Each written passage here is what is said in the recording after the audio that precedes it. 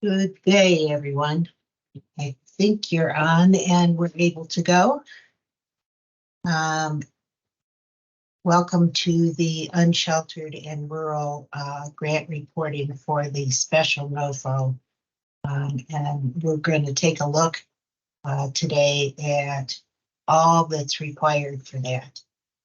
Our presenters today are myself, Michelle Budzik, with William Snow, who is from HUD in the Office of Special Needs Assistance Programs, and Brian Davis and Meredith Ospa and Emily Kane are also helping us answer questions and just making the thing run. So thanks to them for coming and helping.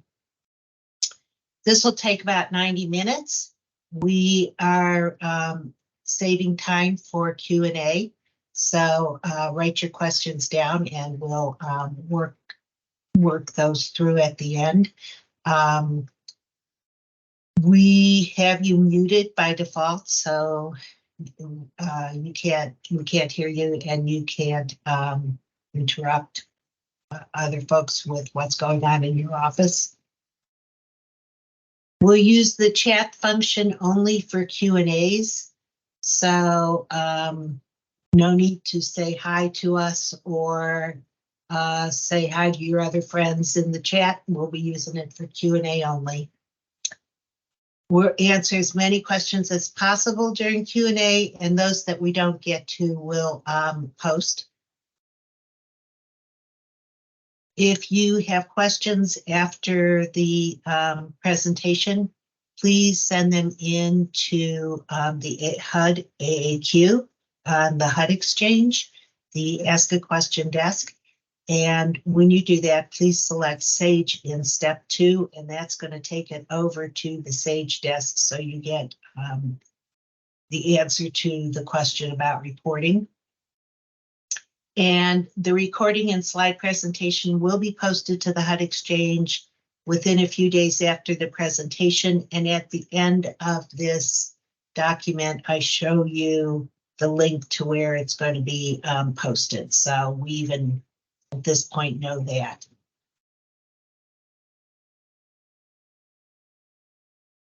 Just an overview then of the award, and William's going to do that and take you through some other basic information about these grants and how this is going to work. William. All right, thanks, Michelle. Excited that everyone can join us today. We've had questions for a very long time about reporting, what it's going to look like. So this is long in coming. Very excited to be able to present it all. We'll quickly go over what hopefully all of you know, right? If you're here, I assume you are a community or a recipient that received funding under the special NOFO, $486 million. Again, putting that in perspective, that's $500 million. That's a nice chunk of change to finally dedicate towards a very important need within the homeless space to address unsheltered homelessness and rural homelessness. The funding went to 62 COCs. The core function of the funding is to coordinate approaches to reduce unsheltered homelessness and then improve connections to services and health outcomes and housing stability. Again, these are things I assume you all are aware of and excited that many of you are underway, actually. Grant agreements have been signed. Many folks have already started expending funds and serving people, and we're very excited about that. Just a reminder as well that these funds are partnered with the stability vouchers. So most, if not all, COCs who received some funding here also had a partner public housing agency or authority that received some stability vouchers to support this work as well. We love to be able to provide not just the service side, but the housing side, and to tie it to vouchers as much as possible is ideal. So very excited about that. Next slide, please. All right, so structure-wise, the COC or the Special NOFO Awards were made under 2 different set-asides, either the unsheltered set-aside or the rural set-aside. There are 8 continuums of care that had both. but each set aside has some unique aspects to it. So it's important to be aware of what those are. And then on the reporting side, there are a few things that will come into play as a result of being associated with one or the other type of set aside. So it's important as a recipient that you understand which one you are under, right? If you are under unsheltered, you will have slightly different reporting than if you're under rural. We'll go over that today. It's also in the guidebook, which we'll link to at the end, but that is also posted and available. We're happy about that. So if you're awarded, let's stick with the other slide for just a second longer. Not all project types were funded under special NOFO. It was limited to the ones on the screen. Again, you have your award, so you should be aware of that already, but permanent housing is a core aspect of this. Rapid rehousing or permanent supportive housing, including joint, right? The joint transitional and rapid rehousing. There's some supportive service options. This is not always available in our COC program as new funding, so this is awesome. We're excited to see what's going to happen under the various supportive service options, and then HMIS is an option as well. Next slide, please. So here are the unique pieces that are dependent on which set aside you're tied to. So if you receive rural funding, you have some special activities that are allowable under that rural funding to be used in rural communities. There are 6 special rural cost categories that are allowed. They are listed on the screen here: capacity building, emergency food and clothing, rent or utility arrears, repairs for transitional or permanent housing, short-term emergency lodging in motels or shelters, and then use of federal inventory property program sites. So those are allowable. There are a couple of unique reporting pieces that we will talk about, and again, highlighted in the guidebook for you to be aware of. On the unsheltered side, the main unique piece there is actually many unsheltered communities received either COC planning funds, or a few of you were UFAs and received UFA cost funds or had the ability to. Those are unique to the unsheltered set-aside recipients, and so they will also have to report under those categories. Next slide, please. All right, I think this is what people generally want to know. So we've talked about quarterly reporting. This is who it is going to apply to. So quarterly reporting applies to essentially, well, everything on the screen, right? Joint, transitional, rapid rehousing projects, rapid rehousing, permanent supportive housing, street outreach, and then, so SSO street outreach and SSO other. I'll get to the component types that are not listed here in just a second. These quarterly reports will consist of the data or the information that's in the lower bullets there, right? Basic information about the project. Most of that tends to be bring forward information that you can just verify. And then you get some special narratives depending on your funding stream. For instance, if you receive rapid rehousing or a joint project where there is a rapid rehousing component, you will be reporting on some unique aspects of rapid rehousing. And then the main part of it is submitting CSV files, right? That's the core purpose of the quarterly reporting, is to get a sense of your narrative, but to know how many people you're serving, what's going on in terms of again, clients served. So that's the core aspect of quarterly reporting. It will not have a financial component. So again, just some basics on the project and who are you serving. Next slide, please.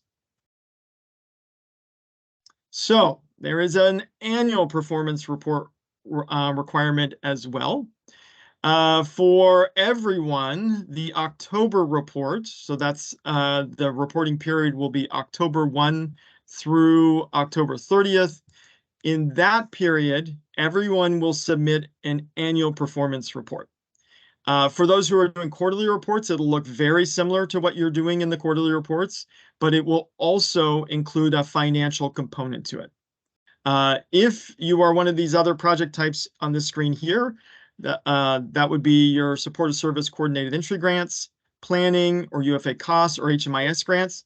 It didn't make sense to make you do an annual report. Most of those well, 3 of the 4 of those don't even serve clients.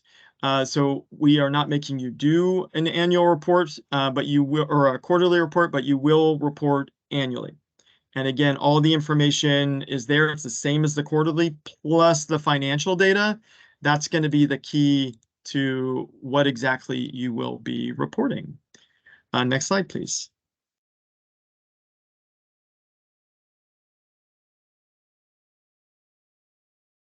All right. When does all this start, right? When is our reporting kicking in? So the reporting kicks in when you start operating.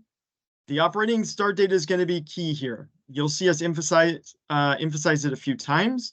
So your operating start date is something you will work with your field office to establish. It'll be part of what goes into your grant agreement, and then it is reflected in ELOCs. So that operating start date is the trigger. If you've already started your grant, you will be reporting starting January 1. That reporting period will open. If you haven't started reporting yet or expending funds and don't have an operating start date, but you have one, let's say in February, you'll start your reporting in the reporting period subsequent to that. So that period, if you're in February, will end on March 31st. You will have a reporting period of 30 days starting April 1, and you will be expected to report starting then. These reports are cumulative. Unlike what you saw with ESG-CV, where we had a quarterly and a cumulative, we're just doing cumulative. So your cumulative report will be submitted. We'll be comparing what you did in that report to the previous one anytime we need to do or understand changes over time.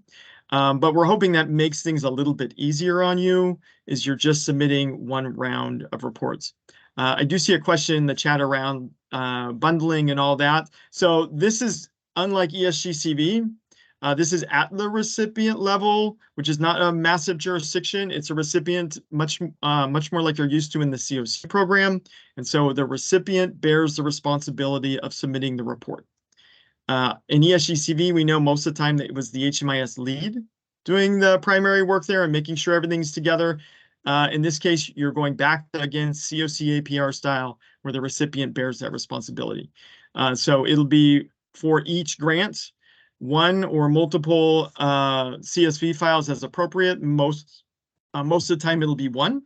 If, let's say, you have a victim service provider or multiple subrecipients that are victim service providers, you'll have a unique CSV for each victim service provider. But if there's not a victim service provider, we would expect that it'd be one CSV for the project or for the grant that gets submitted on that quarterly basis.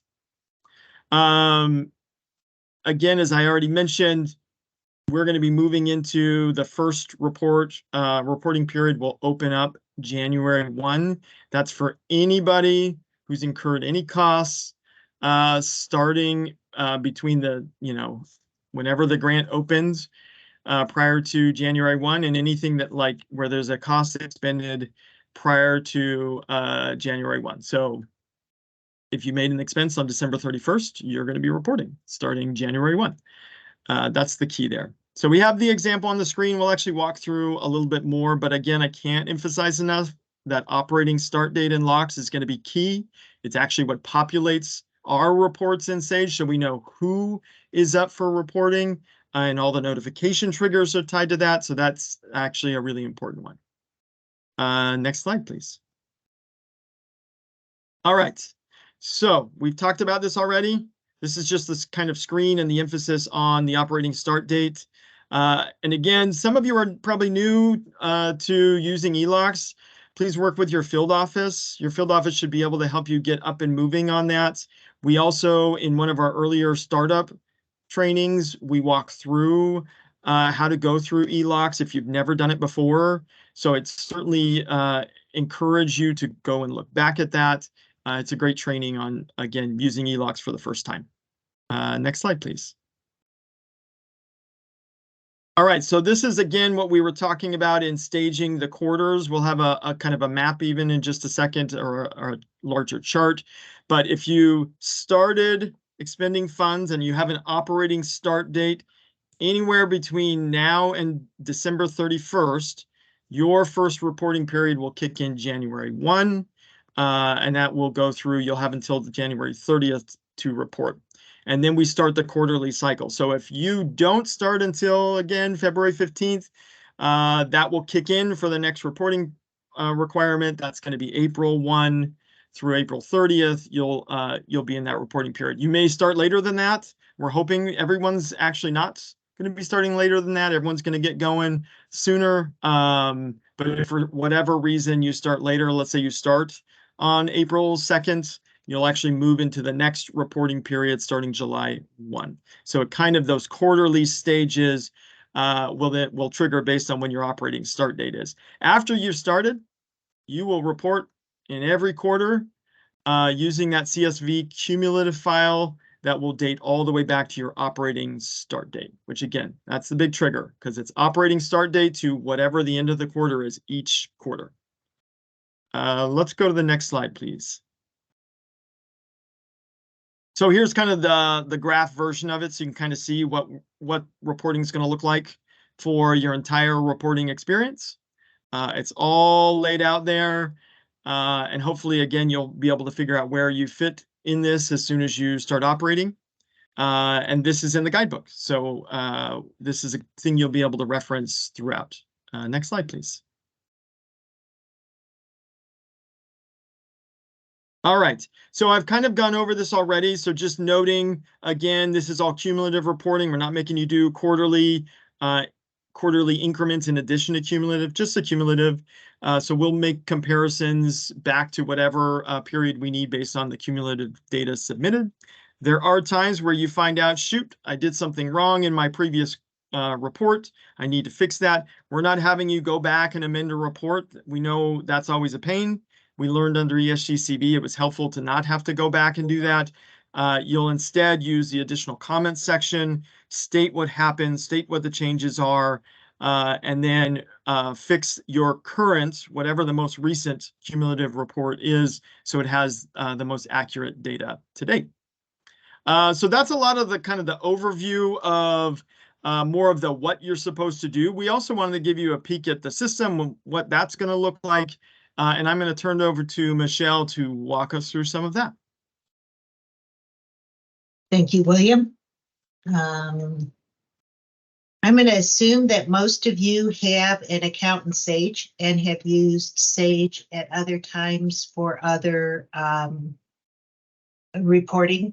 But if you have not, you want to go to www.sagehmis.info and create an account. Right here, you click the create an account. You're going to fill out your basic information on the left side of the page. You're always going to use your work email address, not your home or another email address. And then on the right side of the page, you're going to select that you're a recipient of a COC grant, and you will start typing something in the entity and then select the entity from the drop-down box. So if your organization is the Friendship House, you might want to type in friendship, and up will come all the friendship houses in across America, and you'll pick the one in your COC, and that's your entity.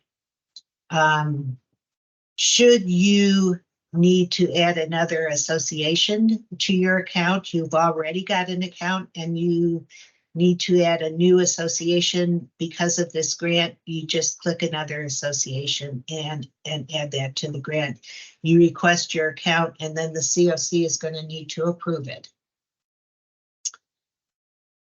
In Sage, we have a function called My Dashboard, where you have all of your information in one place, regardless of how many kinds of grants you have.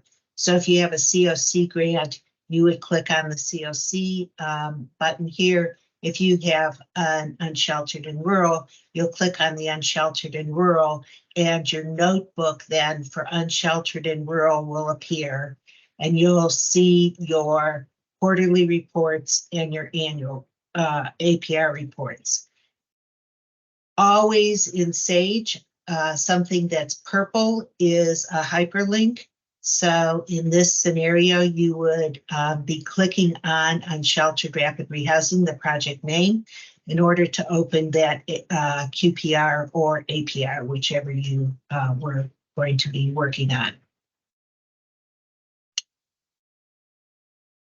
When you start out, and this is different than you've ever experienced before, unless you also have a YHDP grant, Sage will ask you if you served any clients. So it is possible that you could have drawn some money to do some pre-client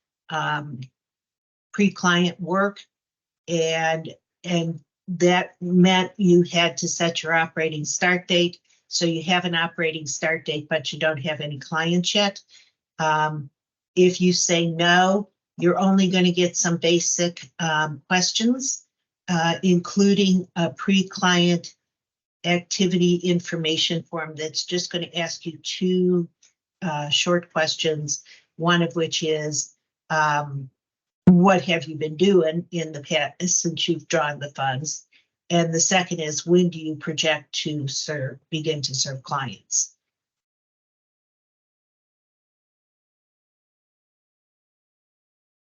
If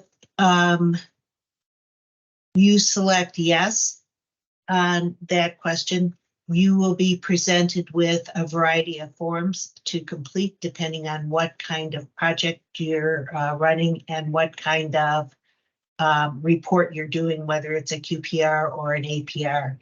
And I'll show you those in a minute in Sage. I've also listed for you the specific forms for other kinds of grants, because when we talk about a full APR, we're talking about kind of your basic APR for any housing project, and generally SSO, but street outreach also has a different form because of this unique funding source.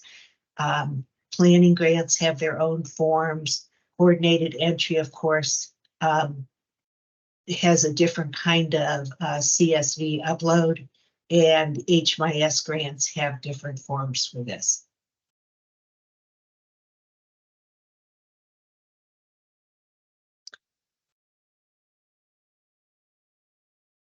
There are forms that are in the QPRs and APR. There are forms that are unique to the special NOFO reporting that you've never seen before. There's an RH supplemental information form that it will be completed by anybody that's running an RH project, whether that's regular RH or whether that's a joint project. If you do RH, HUD is going to ask you a few extra questions. If you have a Unsheltered grant, we're going to ask you about street outreach and encampment resolution information. So if you're doing street outreach, we're wanting to know what happened with encampments. If you have done work on tribal lands, because that was part of this special NOFO, part of the NOFOs going forward, actually, for lots of things. We're going to ask you just a couple of questions about tribal lands and who you helped. And we have some information on descriptors of the financial information if you received under the Unsheltered program, if you received one of those special activity funds and expended it. At the end, this will be posted online, but so you know, there are guidance. The guidance books that William referenced are available here, and the training video for this training and the guidance are also posted on another page on the HUD Exchange. And so both of those pages are there and available to you. We're going to take a look at Sage here for a minute now. So just like I said, when you go to Sage, you click on the Unsheltered and Rural, and up is going to come your notebook. If you are a project that has not started, you will get, of course I did it wrong. You will get the not started form pages.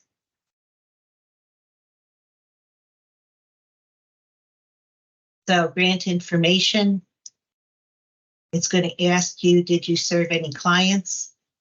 If you say no, you're only going to get those basic questions. If you say yes and save the form, then all of the questions that are applicable to a street outreach program or whatever type of program you're running in, it tells you right up here what HUD has funded you to operate. All of the forms will appear for your quarterly report. We would assume that by the time you go to submit an APR, that you're serving clients. So if that's not the case, we'll need to talk about that. And you might need to put in an AAQ and figure out how to do that. But we're assuming that by the time you get to October, you're serving clients.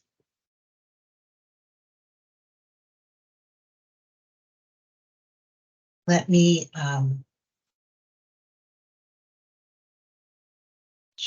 walk you through a rapid rehousing project and a quarterly report. So this report is on. We've already said they're serving clients. We filled out some contact information. You're familiar with that if you've ever done an APR before. It's just a basic, like, who does HUD call if they have a question about this APR? That's the purpose of that form. The RH supplemental information form is visible here because it's a rural report. And so that is a question about what's the model.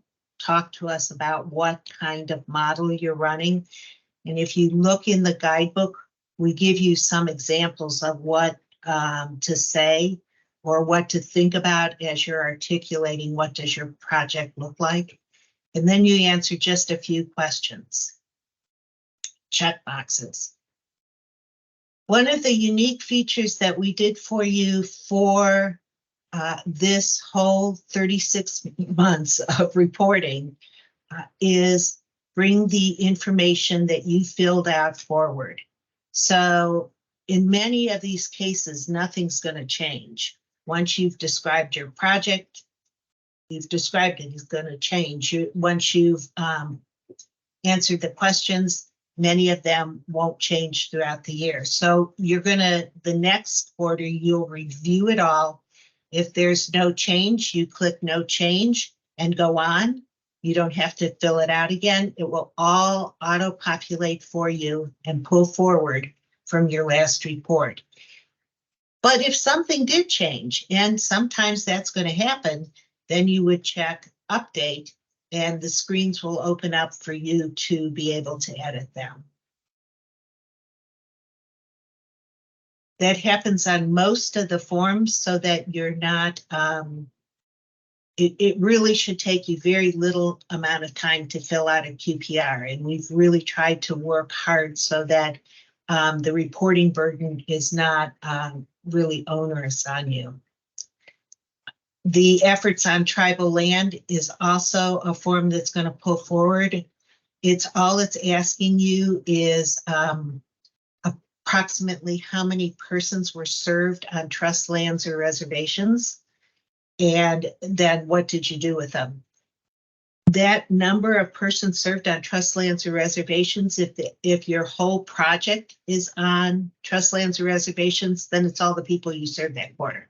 If it's not, and you're going back and forth, there's no field in HMIS for this number, and we know then it's your best faith estimate in that case that you're going to put down how many people you reasonably think you you served during the quarter.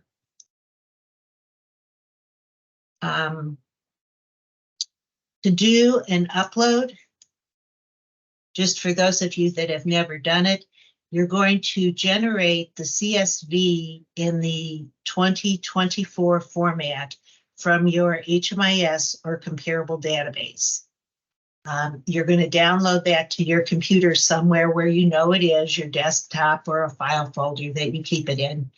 You're going to go in and just choose the file. So I'm going to choose my file here and I'm going to upload and test it. And it opens the CSV in front of you and shows you what you uploaded. And it will also show you how many clients were in that upload. The basic validation chart that's in the APR. This is question 4. This is question 5 of the APR. All 27 questions and their sub-questions upload when you upload the CSV. And it's always going to start, as William said, at the reporting start date, and it's always going to end at the end of the quarter. So you have a cumulative run going. The first one is 3 months, the next one is 6 months, on and on and on, all the way through until you've reported on all 36 months. Couple of things about CSVs. If you have a joint project, you upload a CSV for both the transitional housing project and the RH part of the project. So there's 2 CSVs that get uploaded. If you have an unsheltered project that put people in hotel motels or a shelter, in the HMIS setup guidance for the special NOFO, it explains to you that you have to set up a shelter project in your HMIS for those persons that are sheltered in that housing. You will put up a report for RH if it's RH and unsheltered, or it's probably more like an SSO project with a hotel motel kind of thing with it. You would put up the SSO, CSV, and the sheltered CSV. So just a couple of notes on that. If again, like as William told you earlier, if you have a victim service provider as part of your group, they're not able to put their data into the HMIS, and so they're going to have to generate a report from their comparable database. You'll have to set up a way to get that report from them and then upload it, or give them access to the system and let them upload it themselves. Either way, it works. It is not identified data, so they can email that to you, and it's not a big deal if they email you the CSV format. Once you've done the upload and saved it, that I didn't do,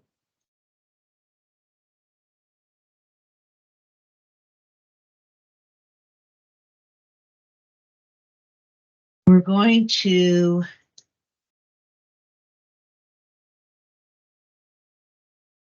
go back and take a look at bed and units. So if you have a housing project, you have a bed and unit utilization form. This is a form that's the same form is in the regular APRs for the continuum of care, and they all look like this now. What we're telling you is that in your grant application, you said you would have 25 units occupied at any given point in time. And then we pull from the CSV that you uploaded how many people on the last Wednesday of these particular months during the reporting period did you serve people Sage will average these 40 people together and then divide it into the RH, and your utilization rate here is only 40%. HUD is expecting you to be at a 90% utilization rate, and if you are not, they're asking you to tell them why you're not. So we do understand that there's sometimes a startup period, that there are times or places where everybody left in April. And so your utilization rate in April looks really bad, because that's just when you had a whole bunch of households leave. You'll need to explain that. You'll need to tell us that it was really high every other day in April except that last one when people moved out. It shows you the beds for the project, and you do not need to report on them. We're focusing on units at this point, not on the beds, but it also shows you the beds in relation to the number of persons served. And again, this beds is the number you projected to have in your grant application, and the persons served is coming from Q7 of the CSV upload. There's just a brief text box to ask you to explain how you use the leverage units in the project. And so you'll need to complete that also. There's an additional comments form. If there's anything that happened in your project that HUD needs to know about in relation to this report, you don't need to write a narrative to tell HUD how terrific you are in this space. It really is a space to say to the person that's reviewing the report, here's something that happened that I know happened and is might be a flag for you, and you want to explain to them what happened before it becomes a flag for them.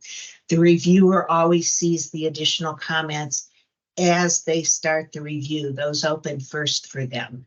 So it's a nice way to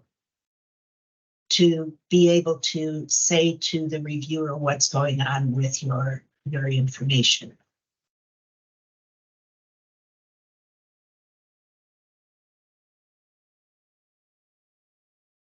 I want to go back and show you an Unsheltered. There's a street outreach and encampment resolution form.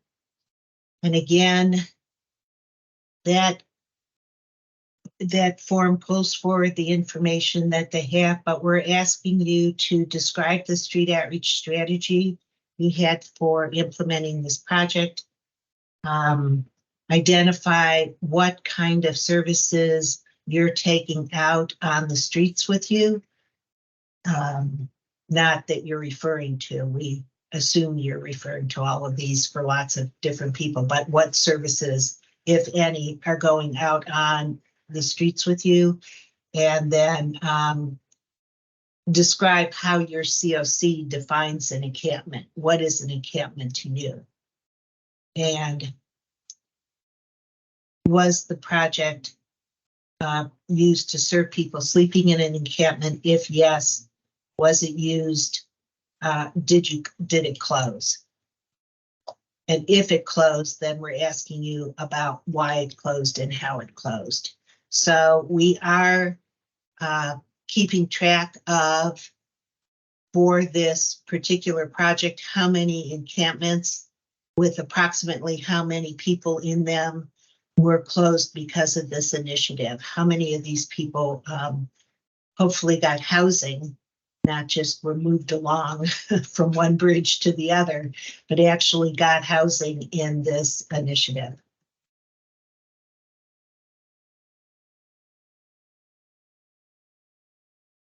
The only other thing I want to show you is the financial information forms.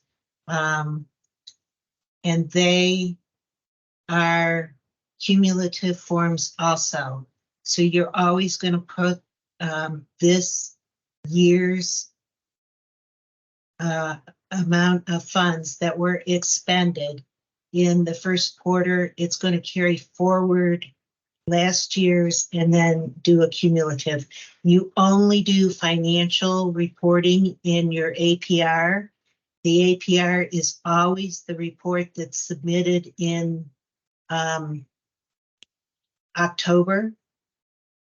So does it matter when your project, your operating start date was?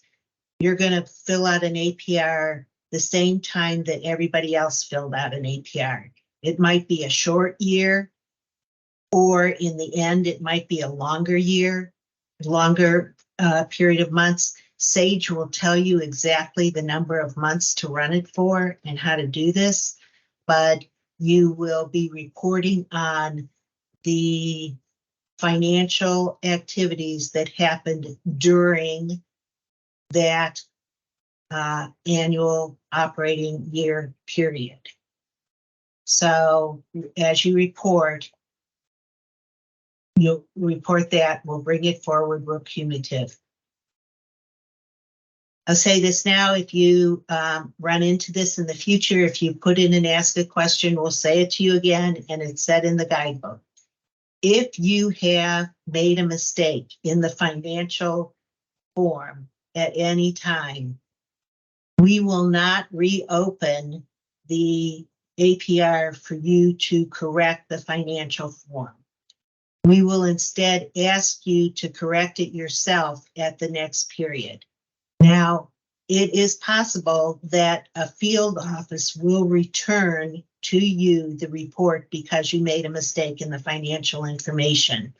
If they return it, they have rejected the report and they'll return it to you. And at that point, you can fix it. But if you just decide, whoops, I forgot to put in $5 on that line item and I want it reopened. Can't tell you how many people do that. HUD will not reopen it, because if we start reopening these things out of order, it just messes up the order and the information coming in going forward. So it won't be opened unless the field office rejects it.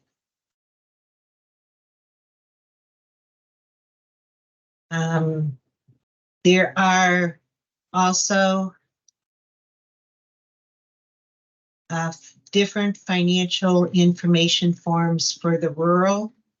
And again, those rural folks have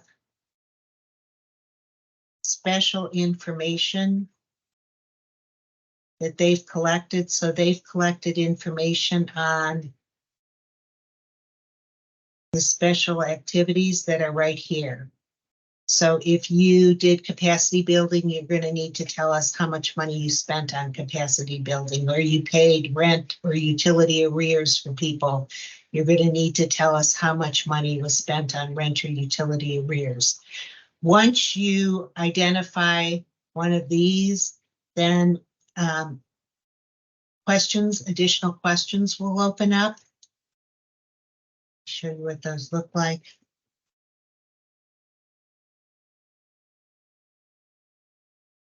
So if you spent money in rent or utility arrears, you're going to be asked how many households received rent arrears, how many households received utility arrears. If you spent money on short-term emergency lodging, we're going to ask you, where did you provide that? If you did repairs for transitional or permanent housing, we're going to look for how many units were repaired. And if you did capacity building activities, we're going to ask you what kind of capacity building activities based on what those allowable activities were. So if you are spending money, planning on spending money on any of these items, these questions are outlined in the guidebook for you so that you can take a look at them now as you're starting and collect this information, because again, there is no field in the HMIS to pull out how many people you paid rent arrears for unless you created for yourself a custom field. So those fields just would not be there, and that data would not be there. It would come out of your, bookkeeping's office for counting how many checks they cut, or in another fashion. I think that's it. Meredith, what do we have for questions? Well, we have quite a few, but William has been on top of them answering all sorts of questions, but I think there's some that probably bear repeating out loud. So going back to requirements for QPRs versus APRs, want to be very clear for coordinated entry, HMIS, planning, they're only required to do an APR, correct? Correct. Okay. Same with UFA costs. I think that was the other one, but I just wanted to call that out because a couple people asked questions about those. People had a number of questions about their Sage accounts also, just in general. So just to reiterate what Michelle said earlier too, you can go create an account, sagehmis.info. You can have as many user accounts as you want at your organization as can be approved. Do not share user accounts. So please create multiple accounts. And again, that's going to be on that Sage HMIS .info page right there where she's got that arrow pointing. There was a question about whether or not SSO CSVs were allowed to be uploaded.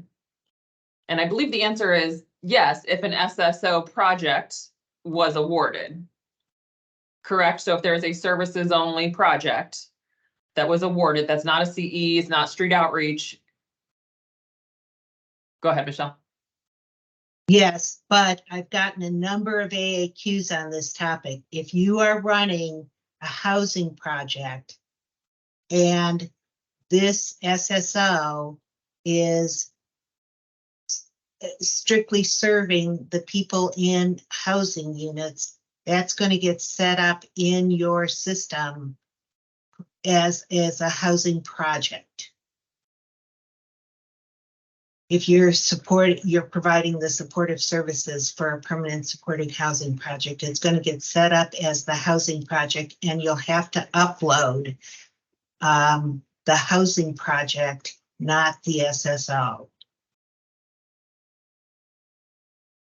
You don't need to generate to collect two separate projects in your HMIS. And again, the HMIS guidebook gives the HMIS lead setup instructions and setup guidance for how to do that. So that is an allowable function if you are providing supportive services just to like a site-based PSH. And I think we have some unsheltered folks that are doing that, and so that's coming up. Yeah, I think the key to that is working with your HMIS lead. Really, on the recipient side, you should be doing very little of the project setup, right? So if you work with your HMIS lead to get the project set up correctly, hopefully your job at the recipient level is much easier, because at that point, you're just ensuring that you have you're entering the client data, you're addressing data quality issues, and you're submitting within the appropriate timeline. But that setup is key, right? If you find out 6 months into it that you have it set up incorrectly, yeah, we'll be able to fix it, but it is not going to be a fun process for you. It actually will just be a real pain. So nobody wants that. So we want to avoid that altogether.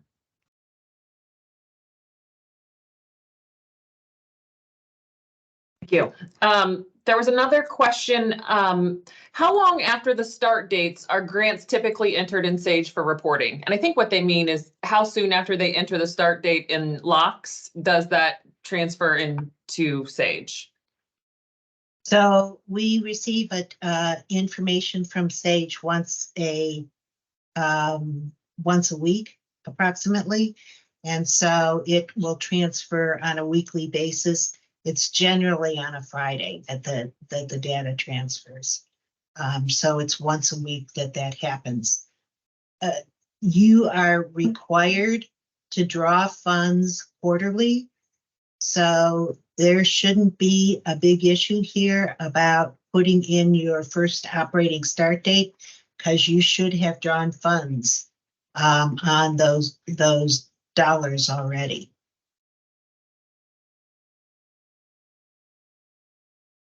There's quite a few questions around the dates. One, there's a request to go back to the screen with the dates.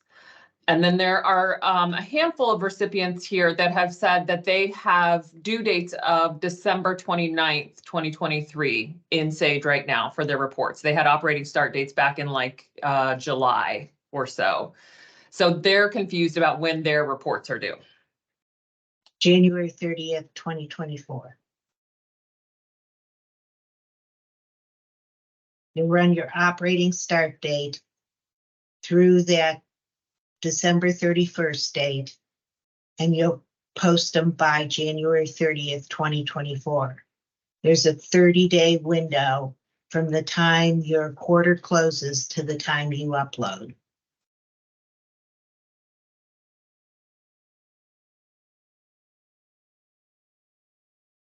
Meredith, I'm going to take one of the last ones that just came in on what Michelle shared about the SSO and the supportive services. This has always been a fun issue, so I'm going to say it again. Hopefully, hearing it from another person in a different way will also help, and you may have to hear it again from another person another time and another time. So the way to think about it: if you're providing supportive services, you have to start with what is your funding stream, right? You can start with your grant award. If your grant award says you're an SSO project, your HMIS project setup will match that. It will look like supportive services if you are a supportive services only project. It is possible that you get awarded for permanent supportive housing, but that permanent supportive housing grant only includes services because you are maybe providing support to the stability vouchers. So they provide the housing side, you provide the service side, but it's only going to a single project type, right? In this case, it's going only to the stability vouchers. It's going to be permanent supportive housing. That would be entered in as permanent supportive housing. You're the service arm of a project that provides the package of services and housing, and it is a unique housing type, right? So if you're providing services to multiple project types like permanent supportive housing and rapid rehousing, then you shouldn't be identified as one or the other of those. You'll be a supportive service project providing services across project types. So you'll show up as a supportive services grant at that point. So for a setup, start with, again, what was I funded for? Because that 99% of the time will answer how you should be set up in HMIS. But again, if you're still unclear, think about, are you providing services to a single housing type or subtype in this case, right? If it's permanent supportive housing only or rapid rehousing only. And that will generally mean that you will be reporting under that project type for the purposes, again, of HMIS setup and reporting. So again, it's okay to ask that question over and over to make sure we get it right. We want you to ask those questions now, though, right? We want that project setup crisp so that you know what to do. So if you have a very specific scenario and you're not sure, and you're the HMIS lead in particular here, send the AAQ and we'll make sure that we provide the guidance you need to get that set up correctly. Some of it is around, William, the leveraged housing that they have and how this is working because of that leveraged housing that we didn't necessarily think through in providing guidance all the time. Yeah. So there's quite a few questions coming in. Catherine, I see yours and a couple other folks in here indicating that Sage looks like it might not have the right dates. They're 90 days after the end of the quarter, not 30 days after the end of the quarter. So there's a little confusion there. I think we'll have to take a look at that unless, Michelle, there's a reason That might So be. your reports are not turned on yet. I know it looks like they're there, but they're not. So what you've got sitting there is something that looks like an APR. So if you really started that early, they're not there. They have not been deployed to Sage Live yet, and so you should not be seeing them. So disregard the dates is the moral of the story right now until the end of the year, when the new dates are deployed and updated, it will Right. be correct. As of And the I beginning of the year. apologize if you're seeing something that's not supposed to be there. I will definitely check on that for you right afterwards.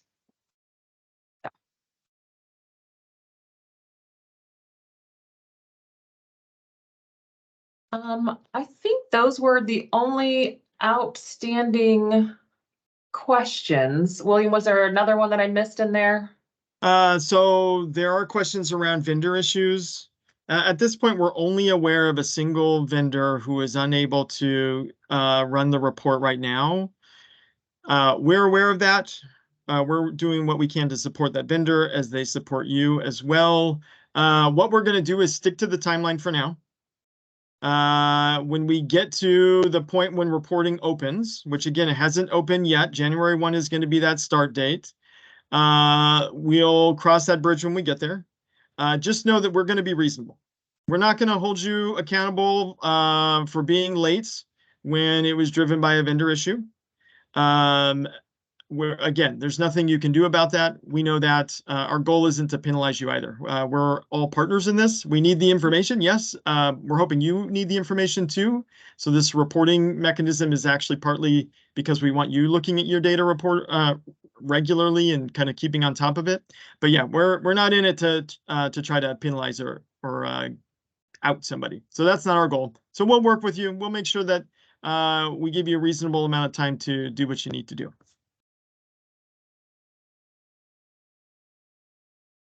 And I'll take the leverage question. So there is a difference between leveraging funding and matching funding.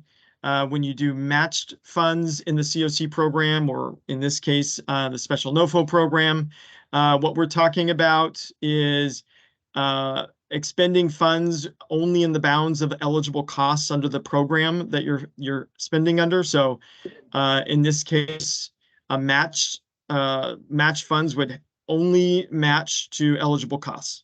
Leverage funds, however, can extend to other costs. For instance, we talked about your healthcare partners. Some of the healthcare assistance that would be provided would not be considered match, but that was part of the NOFO. So the leveraging piece is only relevant in relation to how it was framed in the NOFO, because we wanted to make these dollars stretch, and we wanted them to stretch in ways that we can't currently access through our funding stream. So that, again, healthcare is a perfect example. There was a lot of emphasis on that, and same with some of the housing partnerships we wanted you to work on. Some of that probably wouldn't fall under the match as well. And the goal was just to make sure, again, you're accessing partners to the greatest extent, even if it means costs that are not necessarily eligible under the special NOFO. And just to be clear, we are not having you report on leverage in your reports. So I know we've gotten that question once in a while. The only thing in your report will be focused on match, because that is actually a legal requirement. So we'll make sure that you have space to report on your match. Again, all of your match should map to an eligible cost under the special NOFO. So hopefully that clarifies that a bit. There's that one more question about the dates in there. Is it HUD's guidance to wait until after January 1st to look for the due dates to be accurate in Sage? Yes. Yep, that's a good way to go right now.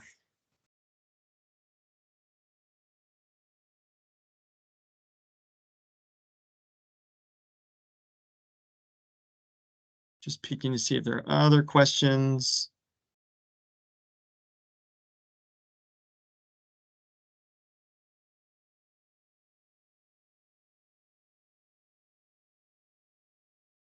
So I'm seeing this last question from Anita.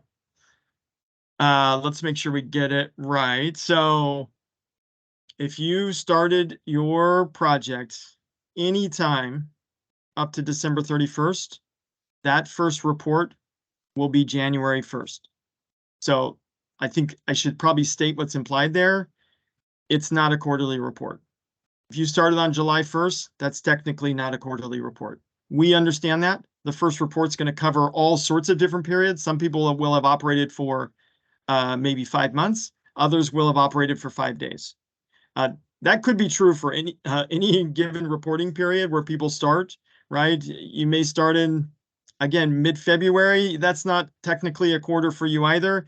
It is simply the first quarterly report where you will be reporting. That's the key.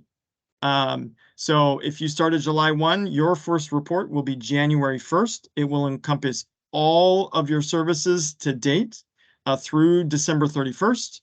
And then from there on, again, it'll actually always harken back to that July 1st. So when you start your April 1 report, it'll be everything to July 1 through March 31st. And it'll carry forward again, always starting back with whatever that start date is going forward. Again, seeing this in writing in the guidebook is probably going to be helpful. You might have to wrap your head around it a little bit. But the goal with this chart is to actually help a little there so you can look at that. And we know if you're starting somewhere, most people are not starting on like January 1st, and they're not starting on it, right? We just start when we start. So if you need help with that, we're happy to answer questions in the AAQ to make sure that it's clear for folks. And never be embarrassed to ask. I know some people either don't want to ask or are not sure if they should. Always ask. We want to be able to make sure you understand the requirements, and that that's an option for you to be able to do so. So please use that option. And I really want to just say again that it doesn't matter when you started, your APR is always going to be that one that ends September 30th and is due October 30th. When William says reporting starts January 1, he means the reports open in Sage on January 1 and will stay open for you then until you submit, and you should be submitting by January 30th, on or before the 30th day. Yeah, that's a good clarification. It's always weird to talk about that period because it's actually a 30-day period that opens immediately after the quarter ends. Valerie, to your question, yes, they're all going to be cumulative. Even the annual reports are going to be cumulative. All the reports are cumulative. I think the one possible exception, we'll actually noodle over this and get back to folks, will be on your coordinated entry grant. Your financial piece will definitely be cumulative. The coordinated entry, because of how we require reporting anyways, you're actually always reporting on every aspect of coordinated entry in your system. So it's, if you got a YHTP grant and a DB bonus grant and a NOFO grant, guess what? You're going to report all of your coordinated entry activity in there. So that's one we'll have to get back to folks on, because that's probably a question that's going to come up. But our goal with coordinated entry is to understand the system. A single funding stream in that is important, but for us, it's important on the financial side, and it's more important to understand what's going on in the system writ large. So that's why we require reporting in that way.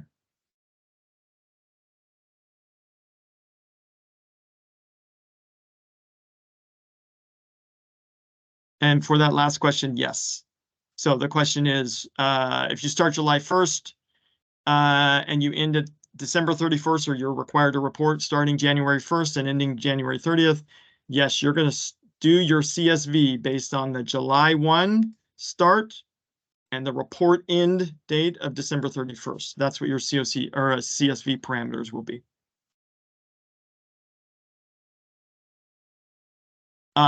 Good question on quarterly versus annual. So come the end of September, when you have to do your quarterly starting October 1, right, that October 1 through 30th period, You will not have to submit a quarterly report in that period. It will only be an annual report.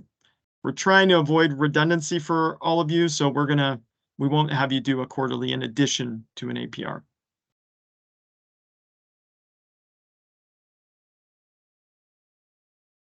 That follow-up question about if you started December 2nd, but you haven't served anyone, this gets at something Michelle talked about. You will have a reporting requirement. However, in one of those early screens, you will be able to indicate if you've served clients yet. And so you'll have an opportunity to state that. So we just need to understand when money is flowing in addition to clients being served. This gives us that opportunity to understand that you have started your funding flow, even if you haven't served clients. So your report will be very easy to do, but you do have a reporting requirement. Michelle, is that right? Is there more you would add to that? Nope, that's it.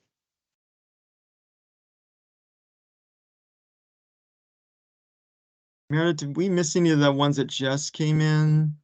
Well, they just keep coming in. So if you have a start date of 12/1/2023 and you serve clients, the first CSV, are you saying would be 12/1 through 12/31 and would be due by January 30th? We don't do short quarters. So the first time that's going to open it for you is going to be the April quarter. Is that right, Michelle? I thought we had talked about it being, they would do whatever the operating and anybody served to date would go towards the end of that period. So ending December 31st, they would report on anyone there. So even if it's a month, I thought we had said that will be actually included in the report. Is that how you want it, William? Yes, I think they actually need to do that. I thought that's what we had talked about in the guidebook. I think the guidebook actually states it that way. We'll verify that. But yeah, that's okay. That will be the expectation, is if you reported anybody and served anybody anytime in that period, the first period will be short for almost everyone. They have a CSV requirement during that period.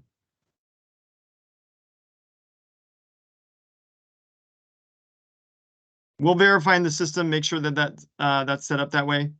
But yes, think of it as having a reporting period short, right? It's not a quarter, it's a short period.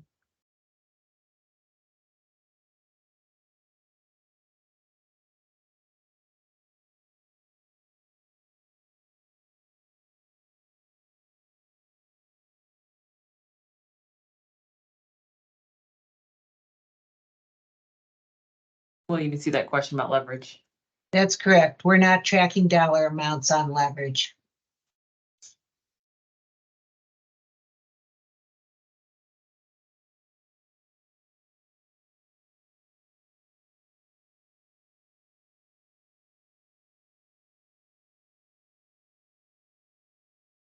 All right, anything that we missed? I'm just kind of scrolling. Lots of great questions here. We appreciate it.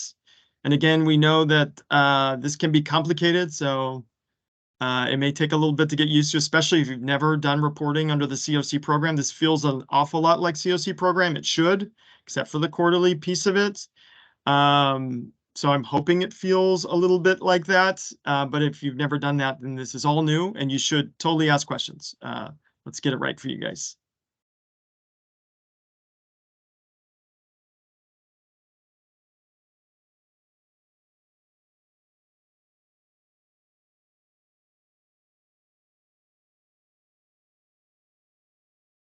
That's a good question from Elizabeth.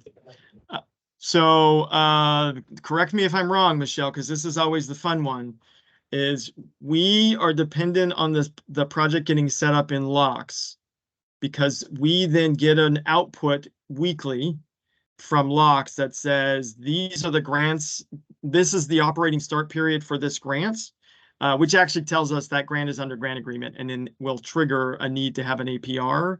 So we upload that weekly, So it's possible there will be a lag. If you did it on Monday and we get the report on Friday, it wouldn't show up until the end of until we process that report. But we do that weekly. But the key again is, do you actually have it set up in locks? Because we're dependent on that to set up the dates for Sage. And do Is you that have right? your operating date set up in locks? It's not just, is the grant sitting there in locks with the funds?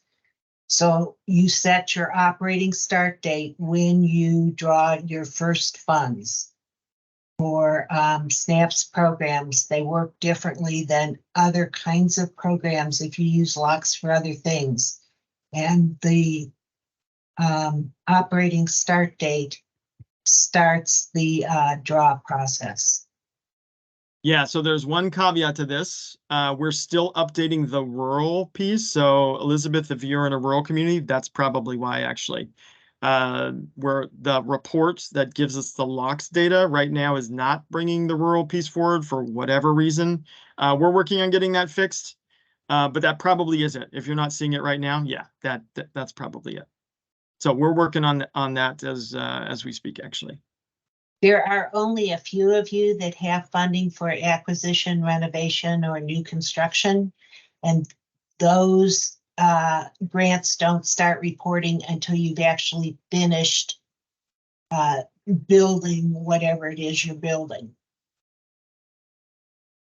So you won't set an operating start date until you actually begin drawing services money or operating money. You can't set the operating start date when you're just drawing acquisition money.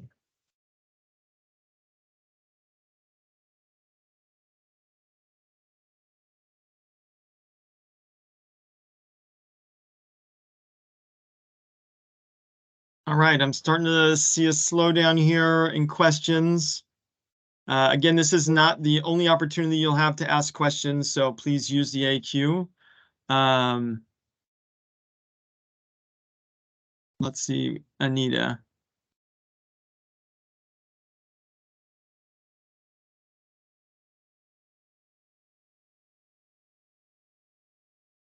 So Anita, this is what Michelle was explaining earlier. There is a reporting period that occurs starting January 1 and it ends January 30th. So technically the due date is January 30th. So I've been saying January 1, that's actually not the due date. It's when the report opens. So you'll start reporting on January 1, but your due date is actually January 30th. Sorry, again, it's weird to talk about that. Like what are the right words there? But yes, technically it's due January 30th, but opens January 1. But I'll I think put this in Sage somewhere for you with a link to it so that you can see it through there also. it also varies from the COC program in that the annual report is always due October 30th. Regardless of when your project started, correct? So you're always going to have the APR on October 30th of any of the given years. It's not based on your operating start date. Yep. Yeah, it's a good clarification. Yep, again, as to what's showing up in Sage, all of that's going to be updated. So pause on what you're seeing now. The first report will be open January 1. It will be due January 30th. So if you see something different than that right now, just ignore it. It shouldn't actually have gone live, and so we'll have to figure out what's and I there guarantee you anyways. it will be gone this evening. It will not be there. So if you're seeing it now, you won't see it again.